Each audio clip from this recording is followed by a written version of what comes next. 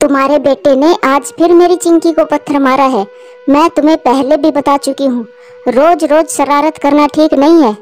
भलाई इसी में है कि तुम अपने बेटे को समझा लो। मम्मा, सब झूठ। ये टुनटुनी आंटी झूठ बोल रही है। ऐसा कुछ भी नहीं है। वो तो हम बच्चे खेल रहे थे कि गलती से चिंकी को चोट लग गई। देखा टुनटुनी, मेरा बेटा झूठ नहीं बोलता। पहले शरारत तुम्हारी बेटी ने ही की होगी। मेरा बेटा तो लाखों में एक है। तुम सब पक्षी जलते हो मेरे बेटे से। बिगाड़ लो, बिगाड़ लो रानू, अपने बेटे को बिगाड़ लो। और मेरी एक बात याद रखना, इसकी इन्हीं हरकतों की वजह से एक दिन तुम पछताओगी। आगे चल के ये तुम्हें ही परेशान करेगा। जाओ जाओ, टुनटुनी बड़ी आई तुम मुझे भाषण देने वाली। तुम अपनी बेटी को संभाल लो। मेरे पास मत आना दोबारा मेरे बेटे की झूठी शिकायत लेकर।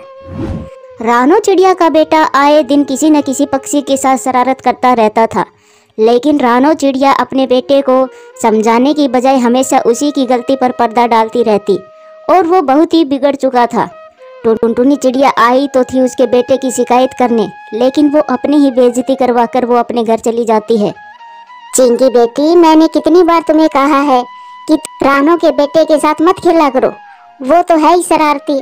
आए दिन वो किसी न किसी पक्षी को चोट लगा देता है। मम्मा, मैं कब खेल रही थी उसके साथ? मैं तो नदी के किनारे बैठी थी। वो आया और मेरे सर पर पत्थर मारकर भाग गया। मैं तो उससे बात भी नहीं करती। चलो कोई बात नहीं, मैंने उसकी शिकायत उसकी मम्मा से कर दी। वो उसे समझा देगी। वो आगे से तुम्हारे साथ छेड़ नहीं करेगा। फिर एक दिन रानो का बेटा नदी के पास बैठा था, तभी वहाँ पर कालू कौवा का बेटा आता है। ये नदी मेरी है, तुम्हें कोई हक नहीं है कि तुम मेरी नदी के पास आकर खेलो। तुम यहाँ से जाओ। क्यों? ये नदी तुम लेकर आए थे और मैं क्यों जाऊँ यहाँ से? अगर तुम्हें अच्छा नहीं लग रहा तो तुम जाओ यहाँ से। तुम्हें किसी ने रोका है? इसी बात पर रानो चिड़िया के बेटे को गुस्सा आ जाता है और वो गुस्से में कालू कौवे के बेटे के पंख को चोटिल कर देता है और वहाँ से भाग जाता है। जग्गू कौवा भी अपने घर आ जाता है। मम्मा, मम्मा, मैं नदी के पास खेल रहा था और उस रानो आंटी के बेटे ने मुझे मारा। मुझे मारकर फिर भाग गया। जग्गू, तुम यहीं ठहरो, मैं अभी उसकी मम्मा के पास जाता हूँ। कैसे उसके बेटे ने आतंक मचाया हुआ है। फिर कालू कौवा रानो चिड़िया के पास शिकायत करने जाता है। रानो, हमारे बच्चों का जीना मुश्किल कर रखा है तुम्हारे इस लाडले बेटे ने। हम सब तुम्हें इसकी शिकायत कर करके थक गए हैं। असल गलती इसकी नहीं बल्कि तुम्हारी है। ये तो बच्चा है, लेकिन तुम तो समझदार हो, तुम इसे नहीं समझा सकती। अगर तुम इसे प्यार से समझाओगी कि ऐसे रोज रोज दूसरे के बच्चों को मारना ठीक नहीं, तो वो समझ सकता है। रानो, मेरी एक बात याद रखना, आने वाले समय में तुम किसी बड़ी मुसीबत में पड़ोगी अपने इस लाडले बेटे की वजह से। हम तो तुम्हारे पड़ोसी हैं, इसलिए घर आकर प्यार से कह जाते हैं, वरना मारना हमें भी आता है। देख लो कालू कौवा, लड़ाई करके भी देख लो। मेरा बेटा बहादुर है, निडर है। ये बात तुम सबको बर्दाश्त नहीं होती। फिर वही होता है जो हर बार होता है। रानो चिड़िया उल्टी कालू कौवा को सुनाने लग जाती है। फिर कालू कौवा चुपचाप वहाँ से चला जाता है और ऐसे ही रानो चिड़िया का बेटा दिन प्रतिदिन और बिगड़ता चला जाता है। ऐसे ही समय गुजरता गया। एक दिन उल्लू का परिवार आकर वहाँ रुकता है। नमस्ते उल्लू भैया, आपका स्वागत है इस जंगल में। आप हमारे नए पड़ोसी हो। आपको किसी भी चीज की जरूरत हो तो हमें बेझिझक बताना, हमें आपकी सहायता करके अच्छा लगेगा। ठीक है, अब मैं चलता हूँ। और हाँ, एक बात तो बताना ही भूल गया, वो सामने वाले पेड़ पर जो घोंसला है उसमें रानो चिड़िया और उसका बेटा चिंटू रहते हैं। चिंटू है तो बच्चा, लेकिन उसकी माँ के लाड प्यार ने उसे बहुत बिगाड़ रखा है। वो हर दिन किसी न किसी बच्चे को चोटिल कर देता है। अभी कल ही उसने मेरे बेटे का पंख तोड़ दिया और अब मेरा बेटा उड़ नहीं सकता। आप अपने बच्चे का ख्याल रखना, क्योंकि वो अभी नए नए आए हैं यहाँ पर, उनको उसके बारे में नहीं पता होगा। इतना कहकर कालू कौवा वहाँ से चला जाता है। इन्हें पता नहीं हम कितने लड़ाकू हैं। एक बार मेरे बच्चों को छेड़ कर तो देखे, उनकी हड्डी पसली एक ना कर दूं तो कहना। तुमसे तो मैं भी डरता हूँ। तुम तो मारते समय ये भी नहीं देखती कि कहाँ लग रही है और कहाँ नहीं। और फिर अगले ही दिन चिंटू नदी पर जाकर बैठ जाता है और किसी नई शरारत की सोच रहा था कि वहाँ पर उल्लू का बच्चा आ जाता है। ओ बदसूरत उल्लू के बच्चे, यहाँ क्यों आए हो? क्या काम है तुम्हें? शायद पता नहीं कि मैं कौन हूँ। अभी नए हो ना इस जंगल में, कुछ ही दिनों में पता चल जाएगा मैं कितना ताकतवर हूँ। भागो यहाँ से। ये नदी मेरी है, यहाँ पर सिर्फ मेरा राज है। और किसी बच्चे को देखा है यहाँ खेलते हुए? ओ चिड़िया के बच्चे, ये नदी पहले तुम्हारी होगी, लेकिन अब नहीं। अब हम आ गए हैं यहाँ पर, और आज से मैं यहीं खेला करूँगा। अगर तुम मेरे साथ नहीं खेलना चाहते तो अपना कहीं और ठिकाना देख लो खेलने का। ऐसा कहते ही चिंटू झट से उल्लू के बच्चे पर हमला कर देता है और उसकी चोंच को जख्मी कर देता है। तुमने मुझे मारा, देख अब तेरा कैसा इलाज करवाता हूँ। फिर वो उल्लू का बच्चा अपने घर जाता है। मम्मा मम्मा, उस चिंटू ने मुझे मारा, देखो मेरी चोंच को जख्मी कर दिया है उसने। बेटा तुम चिंता मत करो, मैं उसे अभी सबक सिखाती हूँ। उसकी इतनी हिम्मत, मेरे बच्चे को मारा, वो भी इतनी बुरी तरह। मैं अभी जाती हूँ। और फिर गुस्से में आकर वो उल्लू और उसकी पत्नी रानो चिड़िया के घोंसले में जाते हैं। कौन है चिंटू जिसने हमारे बच्चे को मारा है? अरे उल्लू भाई साहब, जरा आवाज नीची करके बात करो। ये भी तो हो सकता है कि इसमें तुम्हारे ही बच्चे की गलती हो। मेरा बेटा थोड़ा गुस्से वाला जरूर है, वो ऐसे ही किसी को नहीं मारता। वो तो इससे गलत बात बर्दाश्त नहीं होती। चिड़िया, आज हम इसे बताते हैं कि बर्दाश्त कैसे करते हैं। और फिर उल्लू अपनी तेज चोंच से उन दोनों माँ बेटों पर हमला कर देते हैं। बचाओ बचाओ, कोई हमें बचाओ इन जालिमों से। कालू भैया, हमें इनकी मदद करनी चाहिए, वरना ये उल्लू रानो और उसके बेटे को मार देंगे। टुनटुनी, तुम नहीं जानती, अब रानो चिड़िया ने गलत जगह पर पंगा ले लिया है। ये उल्लू बहुत बदमाश है, हमारी बात नहीं मानेंगे। कालू भैया, रानो चिड़िया हमारी पड़ोसन है, इसलिए हमारा भी फर्ज है हम उनकी कुछ मदद करें, वरना ये उल्लू इतने गुस्से में है कि इन दोनों को मार ही देंगे। चलो कालू भैया, एक बार कोशिश करके देखते हैं, क्या पता ये उल्लू मान जाए। ठहरो ठहरो उल्लू भाई, एक बार हमारी बात भी सुन लो। उल्लू भैया, हमें पता है आपके बच्चे को चोट लगी है, लेकिन उल्लू भैया हम बड़े हैं, हम तो बच्चे नहीं हैं। हम आपसे विनती करते हैं, आप एक बार चिंटू को माफ कर दो। आइंदा चिंटू अगर आपके बच्चे के साथ कोई शरारत करे तो हमें बताना। तुम इस जंगल में पुराने हो और समझदार भी हो, हम तुम्हारा सम्मान करते हैं। इस बार हम इस चिंटू को माफ कर रहे हैं, लेकिन अगली बार ऐसा किया तो माफी नहीं मिलेगी इसको। इतना कहकर वो उल्लू वहां से चले जाते हैं। रानो का बुरा हाल था, उसके शरीर से खून निकल रहा था। रानो बहन, हम कहते थे ना कि तुम किसी न किसी दिन बड़ी मुसीबत में फंस जाओगी। हम तो तुम्हारे पुराने पड़ोसी हैं, बर्दाश्त कर लेते थे। देखा, अगर हम समय पर नहीं आते तो वो तुम्हें और तुम्हारे बेटे को मार ही देते। टुनटुनी बहन, मैं बहुत शर्मिंदा हूँ, आप और शर्मिंदा ना करें। चिंटू, सुन लिया ना, आज अगर टुनटुनी और कालू भैया नहीं आते तो हमारा क्या हाल होता। और मेरी बात सुनो, आज के बाद तुम किसी भी बच्चे के साथ कोई शरारत नहीं करोगे। जी मम्मा, अब से मैं किसी भी बच्चे को परेशान नहीं करूँगा। उस दिन के बाद चिंटू को समझ आ जाती है और वो किसी भी बच्चे के साथ झगड़ा नहीं करता। इस कहानी से सीख मिलती है कि हमें शुरू से ही अपने बच्चों को सही और गलत की शिक्षा देनी चाहिए, नहीं तो आगे चलकर हम ही मुसीबत में पड़ सकते हैं। प्यारे दोस्तों, कहानी अच्छी लगे तो लाइक करें, शेयर करें, कमेंट्स करें और हाँ, चैनल को सब्सक्राइब करें। धन्यवाद। चिंकी के पापा, घर की मरम्मत भी हो गई और भोजन भी पर्याप्त जमा कर लिया है। अब सर्दियों का मौसम आने ही वाला है, तो हमें कोई चिंता नहीं होगी। आप भी तो सारा दिन कितना काम करती हैं, थकती नहीं हैं आप? आप भी तो हमारे लिए भोजन लाते हो। मैं तो सारा दिन यही सोचती रहती हूँ कि आप कैसे सूखे में भी भोजन की खोज कर लेते हैं। अपने घर परिवार के लिए ये सब करके मुझे बहुत अच्छा लगता है। मम्मा पापा, जब मैं बड़ी हो जाऊंगी तो घर के सारे काम मैं ही कर लिया करूंगी और अपने मम्मी पापा के लिए भोजन भी मैं ही ढूंढ कर लाया करूंगी। मेरी बेटी कितनी बुद्धिमान है, कितनी मीठी मीठी बातें करती है। अच्छा चिंकी के पापा, मैं नदी से पानी पी कर आती हूँ, आप चिंकी का ख्याल रखना। ऐसा कहते हुए मीनू चिड़िया नदी से पानी पीने चली जाती है। वो नदी पर पानी पीती है और उड़ने ही वाली थी कि पास वाले पेड़ से एक शाखा टूटती है और वो शाखा सीधी चिड़िया के सिर पर गिर जाती है। सिर से खून बहता है और वो छोटी सी चिड़िया वहीं पर ही दम तोड़ देती है। पापा, मम्मा कब से गई हुई है अभी तक लौटी नहीं है।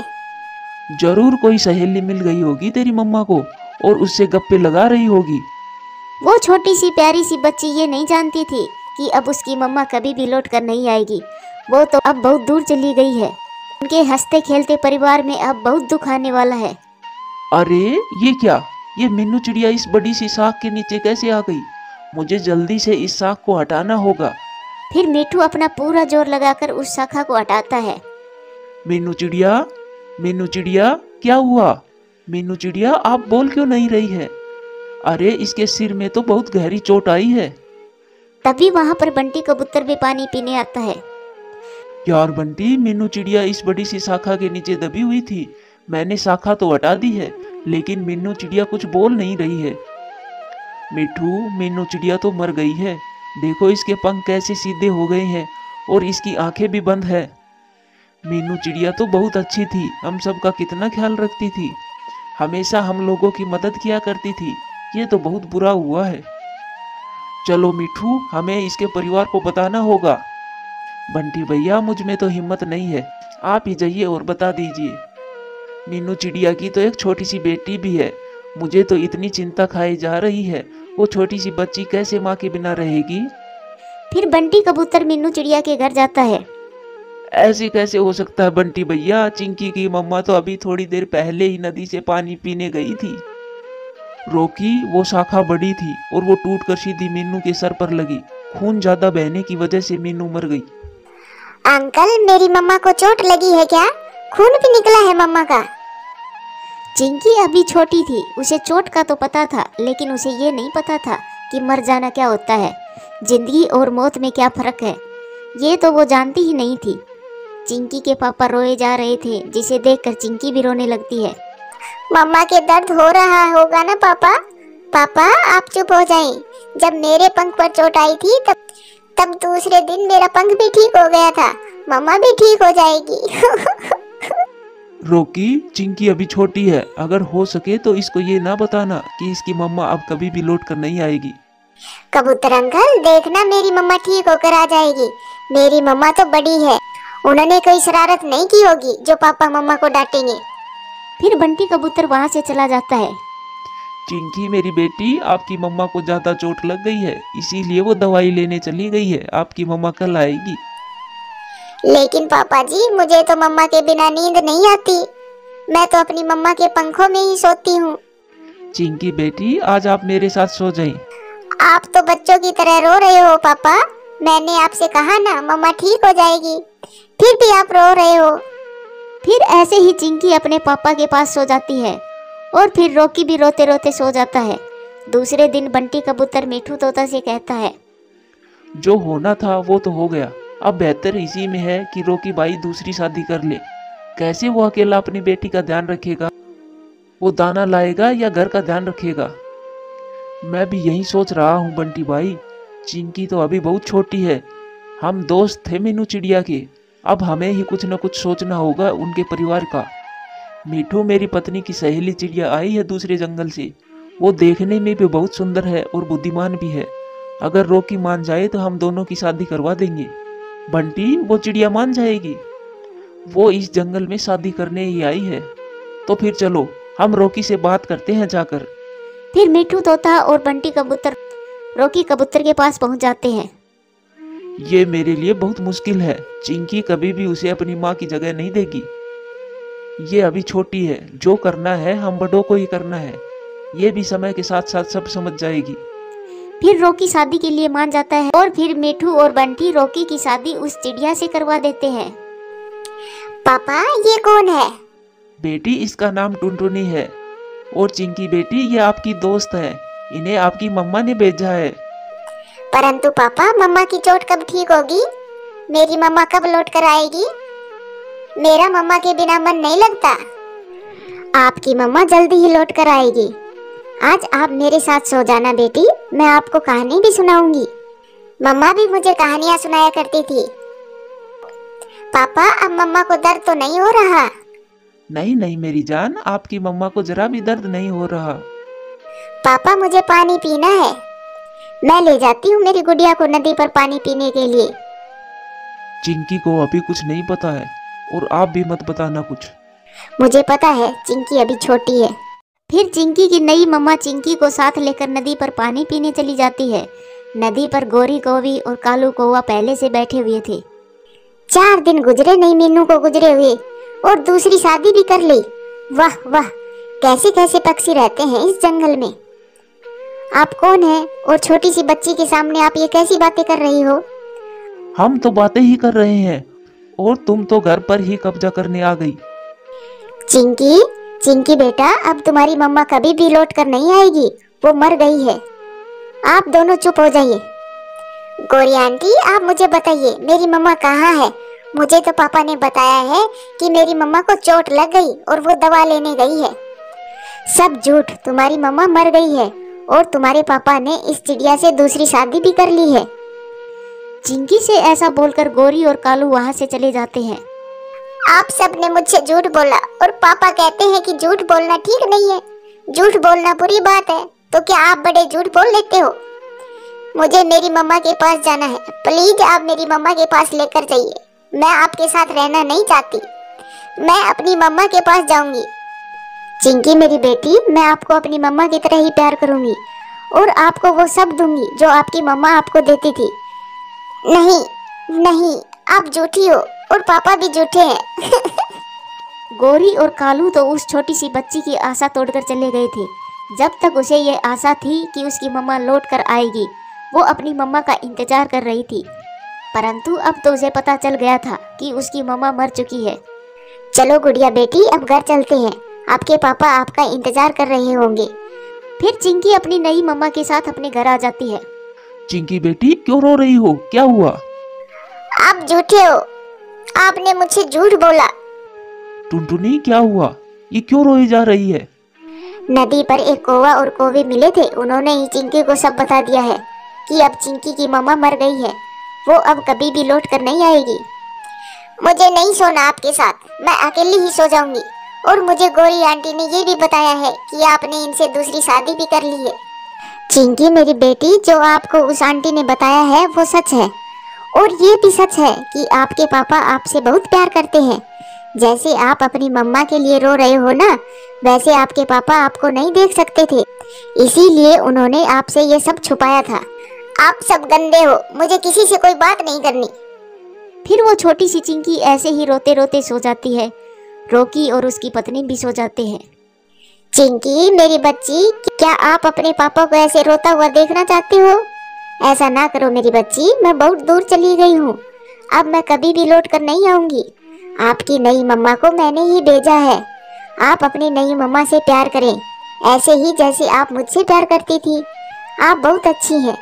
अगर आप अपनी मम्मा को खुश देखना चाहती हैं तो आप अपनी नई मम्मा और पापा से नाराज नहीं होना। फिर चिंकी अपनी आंखें खोलती है। मम्मा, मम्मा, आप कहाँ हैं? मैं आपको हमेशा खुश रखूंगी। फिर टुनटुनी चिड़िया चिंकी को अपने पंखों में छुपा लेती है। चिंकी मेरी बच्ची, क्या कोई सपना देखा है? हाँ पापा, मम्मा मुझसे मिलने आई थी। पापा आप मुझे माफ कर दे, मैं आपसे कभी भी नाराज नहीं होंगी। मम्मा आज से ही आप मेरी मम्मा हो। फिर वो सब खुशी खुशी रहने लगते हैं। प्यारे दोस्तों, कहानी कैसी लगी कमेंट्स करके जरूर बताना।